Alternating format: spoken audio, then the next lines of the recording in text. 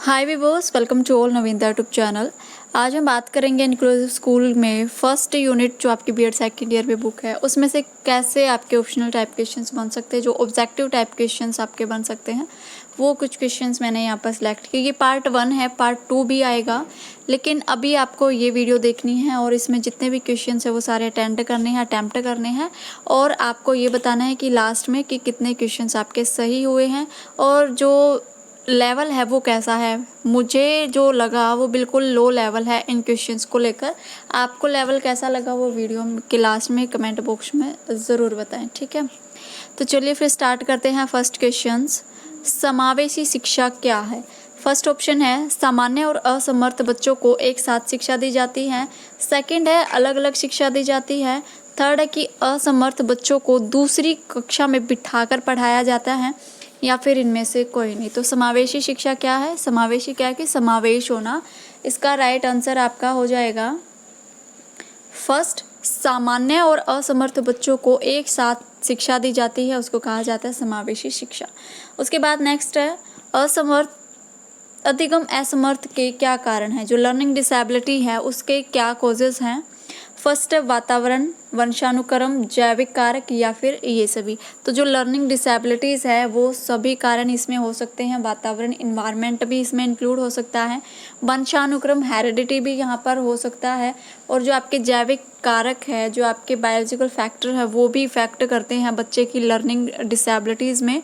तो आपका right answer हो जाएगा फोर्थ, ठीक है। Fourth option is right. Next हमारा क्वेश्चन है थर्ड क्वेश्चन, समावेशी शिक्षा की विशेषता क्या है। यहाँ पर भाई ये गलत हो गया, मिसप्रिंट है। समावेशी शिक्षा अलगाव का विरोध करती है। यहाँ पर गांव नहीं बल्कि अलगाव है, ठीक है।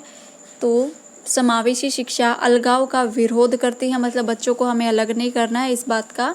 अगर हम बच्चों को अलग करते हैं तो समावेशी शिक्षा इस बात का विरोध करती है, ठीक है। नेक्स्ट विभिन्नता का उत्सव मनाती है।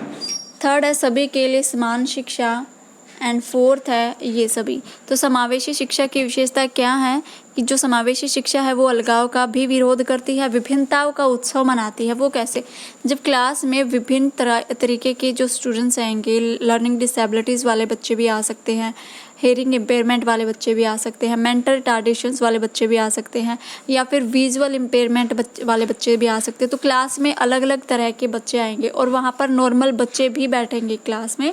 तो जो अलग अलग जो विभिन्नताएं हैं उसका समावेशी क्या है, उत्सव मनाते हैं। ये बात बिल्कुल सही है। और सभी के लिए समान शिक्षा भी समावेशी शिक्षा का ही पार्ट है, या फिर उसका एक ऑब्जेक्टिव कुछ भी आप लगा सकते हो। तो आपका जो राइट आंसर हो जाएगा वो हो जाएगा फोर्थ। यहाँ इसको ठीक कर लेना, जब PDF फाइल मैं आपको दूंगी वहाँ पर मैं इसको ठीक कर दूंगी, ठीक है। ये गाँव नहीं, यहाँ पर अलगाव है, ठीक है। नेक्स्ट आपका क्वेश्चन है शिक्षा प्रदान करने में क्या कमियां आती हैं। जब शिक्षा किसी बच्चे को प्रोवाइड कराई जाती है तो उसमें क्या कमियां आ जाती हैं।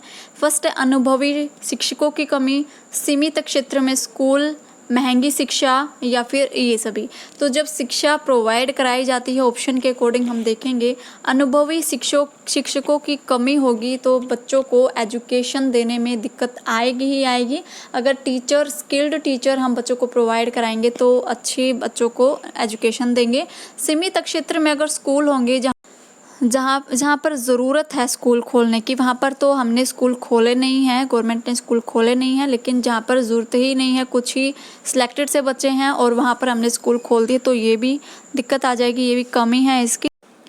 नेक्स्ट महंगी शिक्षा होगी तो कुछ पेरेंट्स अफोर्ड नहीं कर पाएंगे, बच्चों को स्कूल में नहीं भेज पाएंगे। तो ये सभी कारण हैं किसी को शिक्षा प्रोवाइड ना होने के, किसी को ना शिक्षा मिलने के, ये कुछ कमियां हैं हमारी, ठीक है, एजुकेशन की। उसके बाद नेक्स्ट है भाषा बाधित में अहम भूमिका होती है किसकी, टीचर की, थेरेपी विशेषज्ञ की, माता पिता की, या फिर ये सभी। तो इन सभी की भूमिका होती है, टीचर की भी होती है, जो थेरेपी विशेषज्ञ होते हैं उनके भी, जो एक्सपर्ट होते हैं उनके भी, पेरेंट्स की भी, और मतलब ये सभी। तो आपका जो राइट आंसर हो जाएगा वो हो जाएगा फोर्थ, ठीक है। नेक्स्ट हमारा क्वेश्चन है मानसिक मंदता की परिभाषा सबसे पहले किसने दी थी। जो मेंटल रिटार्डेशंस है इसकी डेफिनेशन सबसे पहले किसने दी थी, गिलफर्ड ने, स्पीयरमैन ने, डुल ने, या फिर पोलक ने। तो मानसिक मंदता या फिर मेंटल रिटार्डेशंस की जो परिभाषा थी उसको सबसे पहले किसने दिया था? वो दिया था डुल ने। ठीक है, तो इसके अकॉर्डिंग हमारा राइट आंसर हो जाएगा थर्ड। ठीक है, थर्ड ऑप्शन इज राइट। ठीक, नेक्स्ट है, निम्नलिखित में से किस बच्चे में अधिगम असशक्ता आएगा यहाँ पर? ठीक है, ये गलत होगा यहाँ पर। तो निम्न में से बच्चे में अधिगम असशक्ता का व्यवहार देखने को मिलता है। किस बच्चे में जो लर्निंग डिसेबिलिटी है वो देखने को मिल सकती है? ठीक है, फर्स्ट गाली गलौज करना, अगर कोई बच्चा गाली गलौज कर रहा है तो उसमें लर्निंग डिसेबिलिटीज़ है। मुंह से लगातार लार का टपकना, बी को डी और वाज को सा लिखना, और या फिर इनमें से कोई भी नहीं। तो जब हमने लर्निंग डिसेबिलिटीज़ का टॉपिक किया था तब वहाँ पर था ना कि बी को बच्चा डी लिखता है और वाज को सा लिखता है। डिस्ग्राफिया में ये दिक्कत आ रही थी बच्चे को। अगर बच्चे को लिखने संबंधित कोई भी समस्या आती है तो वो क्या होगा, किसका पार्ट होगा? वो होगा लर्निंग डिसेबिलिटीज़ का। तो इसके अकॉर्डिंग जो हमारे ऑप्शन है, इसके अकॉर्डिंग हमारा जो राइट आंसर हो जाएगा वो हो जाएगा थर्ड। ठीक है, नेक्स्ट है, विकलांग बच्चों को दिव्यांग नाम कब दिया गया था? जो अभी हम इनको बोलते हैं ना, तो हम विकलांग इनको बोलते हैं और ना ही हम इनको डिसेबल्ड बोलते हैं, कुछ नहीं बोलते, बल्कि इनको एक नाम दिया गया है दिव्यांग। ठीक है, तो इनको नाम ये कब मिला था? 1995 में, 1985 में, 2016 में या फिर 2015 में? तो ये जो नाम दिया गया था ये दिया गया था 2016 में। ठीक है, नेक्स्ट है, मानसिक मंदता के क्या कारण हैं? जो मेंटल रिटार्डेशन है उसके क्या कॉजेज़ हैं? फर्स्ट है मंगोलिज्म, जल शीर्षता या फिर क्लाइनफेल्टर सिंड्रोम, ये सभी। तो मंगोलिज्म के अनुसार भी, मंगोलिज्म के कारण भी मेंटल रिटार्डेशंस होता है, जल शीर्षता के अकॉर्डिंग के कारण भी मानसिक मंदता आती है, क्लाइनफेल्टर सिंड्रोम के अनुसार मतलब के कारण भी मानसिक मंदता आती है। तो इसके अकॉर्डिंग हमारा राइट आंसर हो जाएगा फोर्थ, ये सभी। ठीक है, ये सभी इसके कारण है मेंटल रिटार्डेशंस के। ठीक है, नेक्स्ट है, मंदबुद्धि बच्चे की क्या विशेषता है? जिसका IQ कम है, जो मेंटल रिटार्डेड बच्चा है, उसकी क्या विशेषता हो सकती है? संवेगात्मक अस्थिरता, सीमित रुचियाँ, धीमी विकास में गति उसकी होती है, या फिर ये सभी? तो ये सभी विशेषताएं हैं किसकी? मंदबुद्धि बच्चे की। ठीक है, तो इसके अकॉर्डिंग हमारा राइट आंसर हो जाएगा फोर्थ, ये सभी। नेक्स्ट है, सामान्य दृष्टि वाला व्यक्ति किसी वस्तु को कितनी दूर से साफ देख सकता है? ठीक है, वो व्यक्ति जिसको देखने में कोई समस्या नहीं है, बिल्कुल नॉर्मल है, उसकी आंखें बिल्कुल ठीक हैं, तो कितनी दूरी तक वो व्यक्ति साफ देख सकता है? 100 फीट की दूरी से, 200 फीट की दूरी से, 300 या फिर 400 फीट की?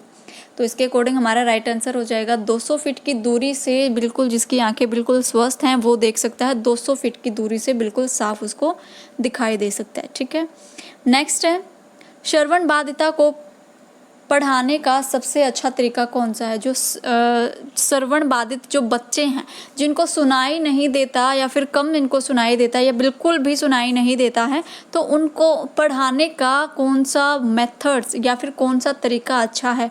अमेरिकन साइन लैंग्वेज से, जर्मन साइन लैंग्वेज से, इटली साइन लैंग्वेज से या फिर फ्रेंच साइन लैंग्वेज से? तो आपको बताना है कौन सा तरीका अच्छा होता है। तो इसके अकॉर्डिंग हमारा राइट आंसर हो जाएगा अमेरिकन साइन लैंग्वेज से। जब हम बच्चों को हाथों के अकॉर्डिंग, हाथों से इशारा करके जब उनको हम बताते हैं, कुछ भी समझाते हैं, आपने देखा होगा कुछ न्यूज़ चैनल ऐसे होते हैं जिसमें एक साइड में एक व्यक्ति होता है या फिर कोई लेडीज़ होती है जो साथ साथ इशारे करके बताती है। ठीक है, तो वो किसके, वो कौन सी भाषा होती है, कौन से चिन्ह होते हैं? वो अमेरिकन साइन लैंग्वेज होती है। ठीक है, तो सबसे अच्छा तरीका है, जो सुन नहीं सकते उनको पढ़ाने का सबसे अच्छा तरीका है अमेरिकन साइन लैंग्वेज। ठीक है, नेक्स्ट है, श्रवण बाधित बच्चों की विशेषताएं क्या होती हैं? कान में दर्द रहना, कान से पीप निकलना, कान में रुई देना या फिर ये सभी? तो जो श्रवण बाधित बच्चे होते हैं उनकी विशेषताएं क्या होंगी? ये सभी होंगी। उनके कान में भी दर्द रहेगा, कान से पीप भी निकलेगी और कान में बार बार रुई भी देंगे क्योंकि उनके कान में दर्द हो रहा है, खुजली हो रही है। ठीक है, तो राइट आंसर हो जाएगा फोर्थ। नेक्स्ट क्वेश्चन है, जब बच्चा सामने बोलने वाले व्यक्ति के होठों को देखता रहता है तो वह किस बीमारी से ग्रस्त है? सामने व्यक्ति कोई बोल रहा है और वो बार बार फोकस उसके होठों पर है बच्चे का, व्यक्ति का, तो वो किस बीमारी से ग्रस्त है? बच्चा श्रवण बाधित है, दृष्टि बाधित है, मानसिक मंदता है या फिर लर्निंग डिसेबिलिटीज़ है उसको, अधिगम असमर्थता है, क्या है उसको, हेयरिंग इम्पेयरमेंट है, विजुअल इम्पेयरमेंट है, मेंटल रिटार्डेड है बच्चा, या फिर लर्निंग डिसेबिलिटीज़ है उसको। तो क्या होगा, अगर बच्चे को सुनाई कम देगा तो क्या होगा, फोकस उसका उसके जो व्यक्ति बोल रहा है उसके सामने, तो उसके होठों पर होगा, समझने की कोशिश करेगा क्योंकि उसको सुनाई नहीं दे रहा है, वो ये समझने की कोशिश करेगा, लिप्स रीडिंग करेगा कि सामने वाला बंदा बोल क्या रहा है, ठीक है। तो इसके अकॉर्डिंग हमारा राइट आंसर हो जाएगा फर्स्ट। श्रवण बाधित बच्चा, हेयरिंग इम्पेयर्ड अगर कोई व्यक्ति है, कोई बच्चा है, तो वो सामने वाले व्यक्ति के होठों पर ज़्यादा फोकस करेगा, ठीक है। नेक्स्ट है, समावेशी शिक्षा के अंतर्गत किन बच्चों को शिक्षा दी जाती है। जो समावेशी शिक्षा है उसके अंतर्गत किन को शिक्षा दी जाती है, सामान्य बच्चों को, असमर्थ बच्चों को, दोनों को, या फिर इनमें से कोई भी नहीं। तो जो समावेशी शिक्षा है उसमें किसको शिक्षा दी जाती है, नॉर्मल बच्चों को और दिव्यांग बच्चों को, सबको मिलाकर एक ही कक्षा में बिठाकर शिक्षा दी जाती है, ठीक है। तो इसके अकॉर्डिंग क्या हो जाएगा, राइट आंसर दोनों को, ठीक है, C option is right. So next question है हमारा, दृष्टिबाधित बच्चे ज्ञान अर्जित करते हैं, जो विजुअल इम्पेयर्ड बच्चे हैं वो कहाँ से अपनी नॉलेज को वो गेन करते हैं, श्रवण इंद्रियों से, स्पर्श इंद्रियों से, दोनों से, या फिर इनमें से कोई नहीं। श्रवण इंद्री मतलब सुनने वाली जो सेंसेस हैं उनसे, स्पर्श से जो सेंसेस हमारी होती है स्किन टच की, 5 सेंसेस होते हैं, तो उनसे या फिर दोनों से। तो इसके अकॉर्डिंग हमारा राइट आंसर हो जाएगा दोनों से, श्रवण इंद्रियों से भी और स्पर्श इंद्रियों से भी।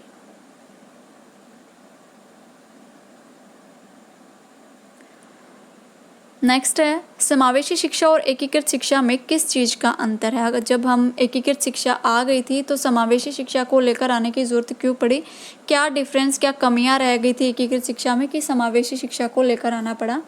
फर्स्ट है, अध्यापकों की, बच्चों की, सुविधाओं की, या फिर इनमें से कोई भी नहीं। तो एकीकृत शिक्षा में किस चीज़ की कमी रह गई थी, वो रही थी सुविधाओं की, ठीक है, सुविधाओं की कमी रही थी, इसलिए समावेशी शिक्षा को लेकर आए थे। इसलिए समावेशी और एकीकृत शिक्षा में किस चीज़ का अंतर है, वो है सुविधाओं का। नेक्स्ट है, दृष्टिबाधित का परीक्षण किस चार्ट द्वारा होता है। जो विजुअल इम्पेयर्ड होता है, जो विजुअल इम्पेयरमेंट होता है, उससे उसका जो टेस्ट किया जाता है, जो परीक्षण किया जाता है, उस चार्ट को क्या कहा जाता है जिसके माध्यम से किया जाता है। फर्स्ट है दृष्टिबाधित चार्ट, स्नेलन चार्ट, लॉरेंस वक्र चार्ट, या फिर इनमें से कोई भी नहीं। तो जो टेस्ट लिया जाता है कि आंखें जिसकी भी देखी जाती हैं, चेक किया जाता है कि उसकी आंखें ठीक है या नहीं, कैसे, उसको विजुअल इम्पेयरमेंट तो नहीं है, तो वो कौन सा चार्ट होता है, वो होता है स्नेलन चार्ट, ठीक है। Second option is right. Snellen chart वो चार्ट है जिसके अकॉर्डिंग दृष्टि दोष का पता लगाया जा सकता है, विजुअल इम्पेयरमेंट का पता लगाया जा सकता है। जब हम किसी भी शॉप पर जाते हैं या फिर हम डॉक्टर के पास जाते हैं अपनी आइज़ का चेकअप कराने के लिए, तो हमारे सामने जो अल्फ़ाबेट्स होते हैं, पहले तो सबसे बड़े बड़े होते हैं, बीच में मीडियम होते हैं, नीचे सबसे छोटे होते हैं, आपने सभी ने देखा होगा, तो उसी को कहा जाता है स्नेलन चार्ट, ठीक है। नेक्स्ट है, स्नेलन चार्ट का विकास किसने किया था, किसने बनाया था इस चार्ट को, ये देखने के लिए कि सामने वाले व्यक्ति की आंखें ठीक हैं या नहीं। रोबर्ट स्नेलन ने, हर्बर्ट स्नेलन ने, जॉन स्नेलन ने, या फिर लॉरेंस स्नेलन ने। तो किसने बनाया था इसको, ये आपका बनाया था, राइट आंसर आपका हो जाएगा हर्बर्ट स्नेलन ने इस चार्ट को बनाया था, ठीक है, इसका विकास किया था। नेक्स्ट है, दूरदृष्टि दोष में बच्चे को दिखाई देता है, दूर का दिखाई देता है, नज़दीक का दिखाई देता है, दाएं का दिखाई देता है, या फिर बाएं का दिखाई देता है। तो जो जिस बच्चे को या फिर जिस व्यक्ति को दूरदृष्टि दोष है उसको कहाँ का दिखाई देता है, तो जिसको भी दूरदृष्टि दोष होगा उसको दूर का ही दिखाई देगा, ठीक है। तो इसके अकॉर्डिंग राइट आंसर हमारा हो जाएगा सेकंड। ये नहीं है कि दूरदृष्टि दोष है तो दूर का नहीं दिखेगा, ऐसा नहीं है, यहाँ पर उल्टा होगा। जहाँ पर भी दूरदृष्टि दोष आपको मिल जाए तो वो समझ लीजिए कि उसको दूर का तो दिखाई देता है लेकिन नज़दीक का दिखाई नहीं देता। कुछ होता है कि निकट दृष्टि दोष होता है, तो निकट दृष्टि दोष में व्यक्ति को नज़दीक का दिखेगा, दूर का दिखाई नहीं देगा, ठीक है। यहाँ पर थोड़ा सा क्रॉस कनेक्शन है इनमें। नेक्स्ट है, लेंस में धुंधलापन को क्या कहा जाता है? जो हमारी आंखें होती हैं, आंखों के जो हमारी जो पुतली होती है, पुतलियों के अंदर लेंसेज होते हैं, तो उन लेंसेज में धुंधलेपन का क्या कारण होता है? काला मोतिया हो जाता है, सफ़ेद मोतिया, ग्लूकोमा या फिर मायोपिया? तो इसका राइट आंसर हो जाएगा सफ़ेद मोतिया होने के कारण लेंस में धुंधलापन होता है, और उस धुंधलेपन के कारण जो इमेज बनती है, रेटिना पर जो इमेज बननी होती है, वहाँ पर रोशनी पहुँच ही नहीं पाती, वहाँ पर इमेज ही नहीं बन पाती, और जिससे व्यक्ति को दिखाई देना बहुत ही कम हो जाता है। ठीक है, तो राइट आंसर हमारा हो जाएगा सेकंड, सफ़ेद मोतिया। ठीक है, नेक्स्ट, जिस व्यक्ति को दूर की वस्तुएं साफ दिखाई नहीं देती हैं, उसको कौन सा दृष्टि दोष होता है? जिस व्यक्ति को दूर की वस्तुएं साफ दिखाई नहीं देती, तो उसको कौन सा दोष होगा? वो हो जाएगा आपका निकट दृष्टि दोष। ठीक है, निकट दृष्टि दोष में क्या होगा? व्यक्ति को नज़दीक का दिखाई देगा लेकिन दूर का दिखाई नहीं देगा, इसलिए कंफ्यूज नहीं होना है। इसका राइट आंसर क्या हो जाएगा हमारा? निकट दृष्टि दोष। और निकट दृष्टि दोष में व्यक्ति को निकट का दिखाई देता लेकिन दूर का दिखाई नहीं देता। यहाँ पर भी पूछा क्या गया है कि दूर की वस्तुएं साफ नहीं दिखाई देती, तो कौन सा दृष्टि दोष होगा? वो हो जाएगा निकट दृष्टि दोष। यहाँ पर इसको दूर दृष्टि दोष मत लगा कर आना। ठीक है, राइट आंसर है हमारा फर्स्ट। नेक्स्ट है, रेटिना पर इमेज कैसे बनती? जो हमारा रेटिना है, लास्ट में जो हमारा रेटिना होता है, उस पर इमेज बनती कैसी? जो हम सामने देख रहे हैं, जो हमने देखा है अभी, जो भी आपके सामने जो वीडियो चल रही है, तो वो इमेज हमारी रेटिना पर बनती है, तो वो कैसी बनती है? सीधी बनती है, उल्टी बनती है, टेढ़ी बनती है या फिर तिरछी बनती है? तो इसका राइट आंसर हो जाएगा हमारा उल्टी। रेटिना पर इमेज जो होगी हमेशा उल्टी बनेगी, उल्टी बनने के कारण ही हमें सीधा दिखाई देता है। अभी जो कुछ भी आप देख रहे हो, टीवी आप देख रहे हो, इमेज या कोई भी पिक आप देख रहे हो या वीडियो ही आप देख रहे हो, तो रेटिना पर हमेशा उल्टा बनेगा, और उल्टा बनने के रेटिना पर उल्टा बनने के कारण ही हमें चीज़ें सीधी दिखाई देती हैं। ठीक है, तो राइट आंसर हमारा हो जाएगा सेकेंड। नेक्स्ट है, दृष्टिबाधिता के क्या कारण है? विजुअल इम्पेयरमेंट के क्या कारण है? वंशानुक्रम, हेरिडिटी है, वातावरण है जिसको कहा जाता है एनवायरनमेंट, और कुपोषण है, या फिर ये सभी? तो कौन सा कारण ऐसा है जो कि विजुअल इम्पेयरमेंट का कारण है? फर्स्ट है वंशानुक्रम, वातावरण, कुपोषण या फिर ये सभी? तो ये सभी कारण हो सकते हैं, हेरिडिटी भी हो सकता है, एनवायरनमेंट भी हो सकता है, और माल न्यूट्रिशंस भी हमारा हो सकता है। तो ये सभी कारण हैं दृष्टिबाधिता के, विजुअल इम्पेयरमेंट के। तो राइट आंसर हो जाएगा हमारा फोर्थ। नेक्स्ट है, सीखने की अयोग्यता या फिर क्षमता की कमी को क्या कहा जाता है? मानसिक मंदता कहा जाता है, अधिगम निर्योग्यता कहा जाता है, IQ में कमी, या फिर इनमें से कोई भी नहीं? तो यहाँ पर जो बच्चे को सीखने में दिक्कत आएगी, सीखने की जो अयोग्यता है या फिर अक्षमता में जो कमी आ जाती है सीखने में, तो उसको क्या कहा जाता है? उसको कहा जाता है अधिगम निर्योग्यता, मतलब लर्निंग डिसेबिलिटीज़। ठीक है, तो राइट आंसर हो जाएगा हमारा सेकंड। नेक्स्ट है, किसी बच्चे को पढ़ते समय समस्या उत्पन्न हो रही है, वह किससे ग्रस्त है? कौन सी ऐसी बीमारी है जिसे पढ़ने में उसको दिक्कत आ रही है? डिसलेक्सिया, डिस्ग्राफिया, डिस्कैलकुलिया या फिर डिस्प्रैक्सिया? तो पढ़ते समय किसको दिक्कत आएगी? मैंने यहाँ लर्निंग डिसेबिलिटीज़ का भी कंप्लीट आपको चैप्टर कराया हुआ है। जो मैंने कंप्लीट चैप्टर कराए हुए हैं सभी से मैंने क्वेश्चंस उठाए हैं। तो पढ़ते समय पढ़ते क्या है, हम लेसन पढ़ते हैं, तो मैंने बताया था लेसन को आप यहाँ से इससे कनेक्ट कर सकते हो। लेसन, लेक्सिया दोनों एक सा ही साउंड कर रहे हैं। तो डिसलेक्सिया वो कारण है जिसके कारण बच्चे को पढ़ते समय दिक्कत आती है या फिर उसको प्रॉब्लम का सामना करना पड़ता है। ठीक है, तो first option is right. Next है, अधिगम अक्षमता शब्द का प्रयोग सबसे पहले किसने किया था? जो लर्निंग डिसेबिलिटीज़ है इसका प्रयोग सबसे पहले किसने किया था?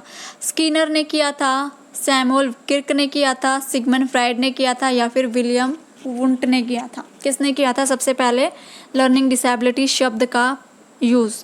तो वो किया था हमारे सैमुअल क्रिक ने। ठीक है, तो राइट आंसर हो जाएगा सैमुअल। नेक्स्ट हो जाएगा हमारा मानसिक मंदता कैसे मापा जा सकता है। जो मेंटल रिटार्डेशन है, जो मेंटल रिटार्डेशंस को हम मापते हैं उसको कैसे जज किया जाता है। आईक्यू के द्वारा, व्यवहार के द्वारा, टेस्ट के द्वारा, या फिर इनमें से कोई भी नहीं। तो मेंटल रिटार्डेशंस को हमेशा कैसे मापा जाता है, वो मापा जाता है आईक्यू के द्वारा, कि बच्चे का आईक्यू कितना है उसके आधार पर हम बताते हैं कि बच्चे का जो मानसिक लेवल है वो कितना है। ठीक है, तो आईक्यू के द्वारा मानसिक मंदता को मापा जा सकता है। नेक्स्ट क्वेश्चन है 25 से कम आईक्यू वाले बच्चे को किस नाम से जाना जाता है। जड़ बुद्धि, अल्प बुद्धि, मूर्ख बुद्धि, या फिर इनमें से कोई भी नहीं। जड़ बुद्धि को कहा जाता है इडियट, जड़ बुद्धि को कहा जाता है इडियट, अल्प बुद्धि को कहा जाता है इम्बेसाइल, मूर्ख बुद्धि को कहा जाता है मोरॉन। तो इनमें से कौन सा है वो जिससे 25 से कम आईक्यू जिसका होगा उसको नाम दिया गया है। तो 25 से कम अगर किसी का भी आईक्यू है उसको कहा जाता है जड़ बुद्धि, मतलब इडियट उसको कहा जाता है।